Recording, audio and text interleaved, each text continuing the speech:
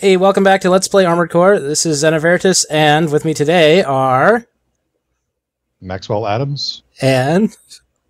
everyone's favorite Ovok Jam. Or not everyone's favorite. I love those effects. Yeah, so we're going to go through the arena, and we're just going to go fly up the ranks briefly, because these ones basically consist of standing and shooting the other guy until he dies. I was going to say, really, this isn't Xenaveritus or Rebel whatever versus. It's really Kurosawa versus. Yeah, and there's pretty much no point to even moving for most of these. You might as well just stand there and mash square. Well, I'm seeing a lot of different maps here, though. Yeah, I tried to go through all the maps, which was kind of pointless when I finally edited it together. Oh yeah, that one I just laser bladed him to death. We should mention that arenas are a great place to use your super expensive weapons, because you don't have to pay for ammo. Yep. Which is why I'm using the Kurosawa to save on ammo. Yeah. I was shooting the ground. So yeah, once we get to rank 30, though, then we will actually have a challenge. Oh yeah, I changed mech somewhere around there, but we will get to see I this. noticed that. I'm going to use the same mech at rank 30 so we can actually look at it. This mech is much faster, and it has slightly less AP. I think, oh, actually quite a lot less AP. But it is quite a bit faster. Unfortunately, the speed boost is mostly useless.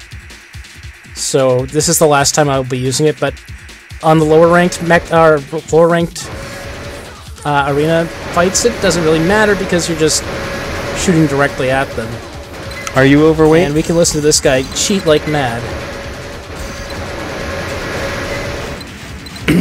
Are you overweight? No. Oh, okay. I know that's kind of a personal question, but... No, none of these ACs have been overweight in the arena battles this time. Yeah, and if you will hear a lot of the booster sound behind this audio, because the computers, at least starting here, boost a ton, and also abuse the fact that they're computers and that they will boost straight down to the rate of power, then stop, wait for it to recharge, and then basically they just keep tapping the boost button. And it's really annoying. Well, annoying to listen to, at the very least. You know how to strafe. Can you tell what weapon he has? Not really. He is using... I think he's using a rifle of some sort. Like when I was playing Armored Core Masters of Arena, I could probably recognize every gun by the sound effect. Yeah. Yeah, this is still Project Phantasma, though, so... Do they fix that annoying booster noise in Master of Arena? No, sounds like the same thing I remember. Oh well. Rats. Yeah, well, yeah, it's especially annoying here because, like I said, the computer is just spamming it on and off, which causes that noise, and it's constant. And here we can, yeah, again, it's just annoying to keep them in your sights because you can only turn the camera at a certain speed. Yeah, they're hitting you in your weak spot, camera control. Yeah. Yeah. Well, that's okay. Pretty much all of these battles are won when the AI does something really stupid. Just like how you won Armored Core originally? Yes. Yeah, most of these are going to be won by dumb luck. I believe this one's actually the longest one, and... Mostly because you almost ran out of ammo? No, I do run out of ammo. I'll just say that right now. Oh, right now it seems like the enemy ran out of ammo. He's run out of ammo of his rifle, I think, but he's still got, like, 2 other weapons. Well, he's using missiles now. When you go back and look at this in replay, you can look at it, like we said in the last video, through their viewpoint, so you can actually see how much ammo they have. Yeah, I don't actually show that in any of these, and maybe I should. In this game, in the arena battles, they do keep track of enemy ammo. They do not in the missions. So I take it this is going to be a laser blade fight. Yes, he will, yeah, eventually take a laser blade. Sounds like he's using rockets. I think... Yeah. No, he's using missiles. No, he's using missiles. Yeah, so there's going to be a lot of this just running around. Oh, you almost sort of saw it. Every core since Armored Core 1 has had anti-missile capabilities, but they're on the whole worthless. You might have just see it kind of shooting out right there. It actually protected you right there. It was moved to the extension part a little later on. Yeah. Actually, that's the other annoying thing about these is that missiles are pretty much useless if you're using them. Oh, I'm sorry, was it inside or something? No, inside was decoys. Haven't touched Armored Core 2 in much too long. Look at those textures where they bend all over the place. Yeah, I don't know what I have no idea why the PlayStation does that, but it does that. Oh, yeah, the original hardware does that, and the emulator does it too. Yep. So it's just something that happens to do with the PlayStation. Is there some kind of like Hadouken kind of movement you need to make the blade beam? Yeah, sort of. You have to press X at exactly the right time. Actually, you have to press the boost button at the right time while using the ability, and it's really annoying to time right. Well, really, X has to be held down at some point.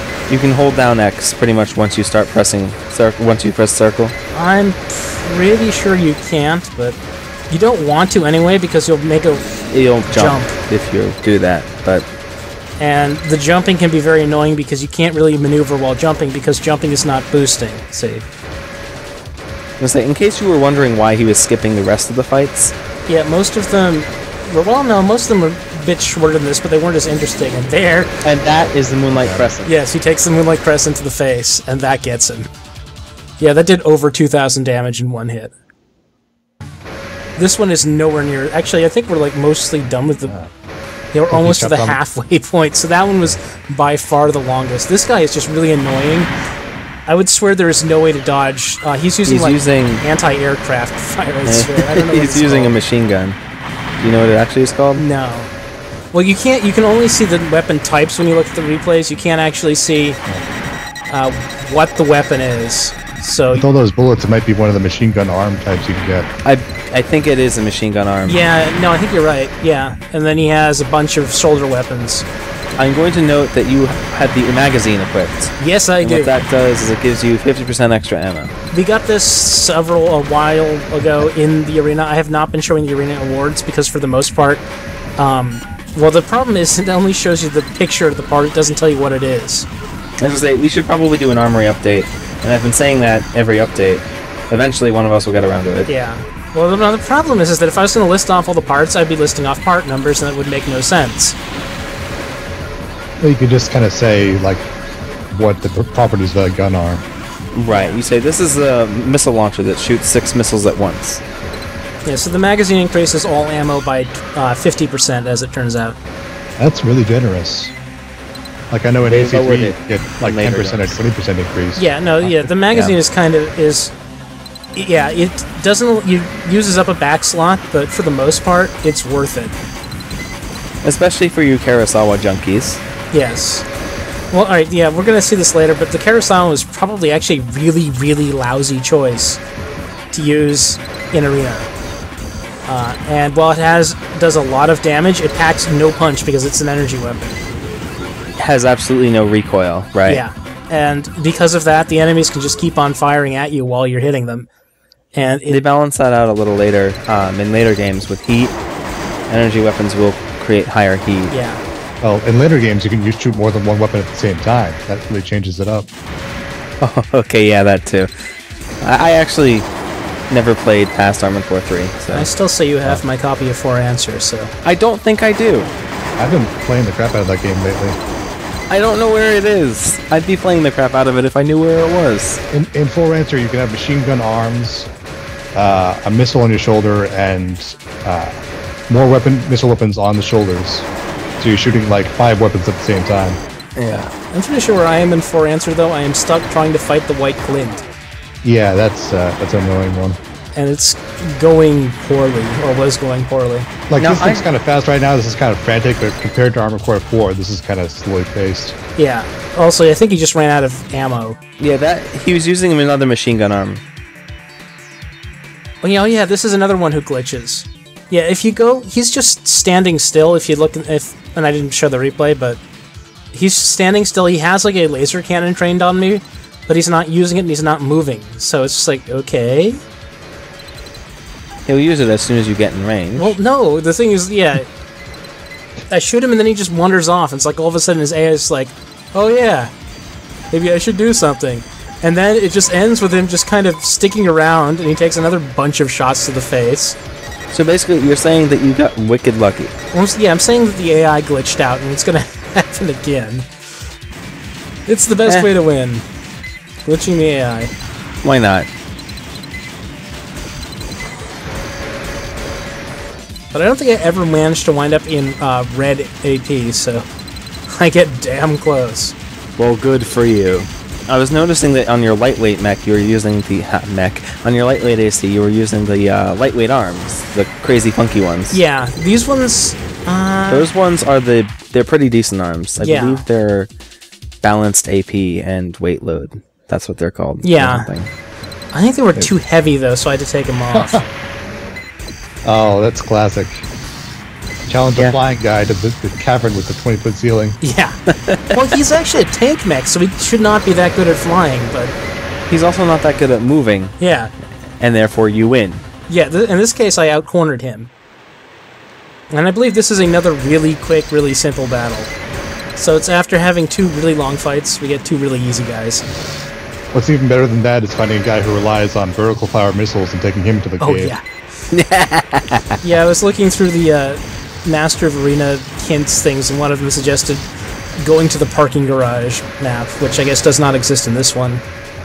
Well, I was going to say, I'm pretty sure that they took out any cave-like map in Armored Core 2. Well, I know Armored Core 3 Silent Line has a parking garage type map. We should mention that the maps don't have names, but they are pretty much based on places. This is one of the random cities. The place he was just in is like the canyon.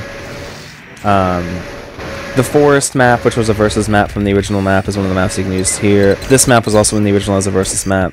Yeah. The cave is new? Yeah, I don't remember any cave places. I'm not sure if any of the... Well, actually, no. I'm pretty sure some of the some of the arena maps are new maps. A lot of them are 2-player maps that you had in the original game. And some of them are also mission maps. Yeah.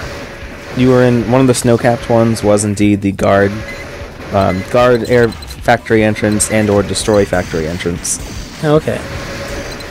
I have fond memories of a map in Armored Core Masters of Arena where there are these tall walls going through the middle of it. And you could get the other guy to just kind of stand behind this wall and then shoot vertical fire missiles at him. There's basically nothing you can do about it.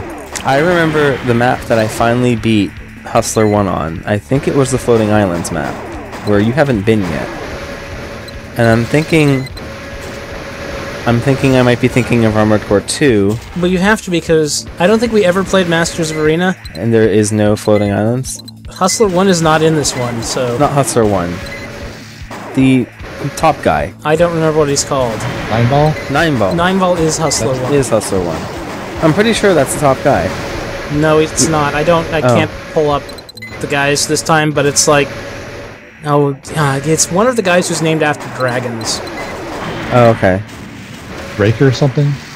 I don't remember.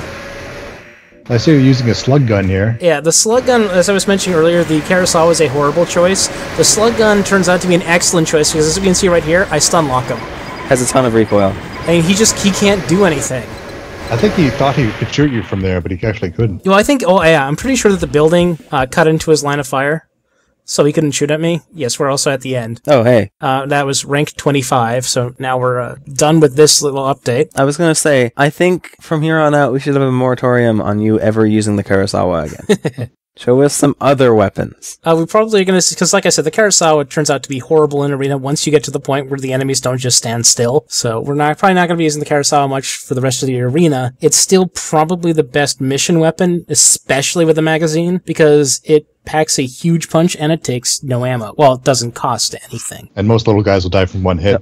Yeah. It also fires really fast. Yes, it does. That's partly due to special parts, but... The next update will be more missions, because I am sick and tired of arena battles. See you then!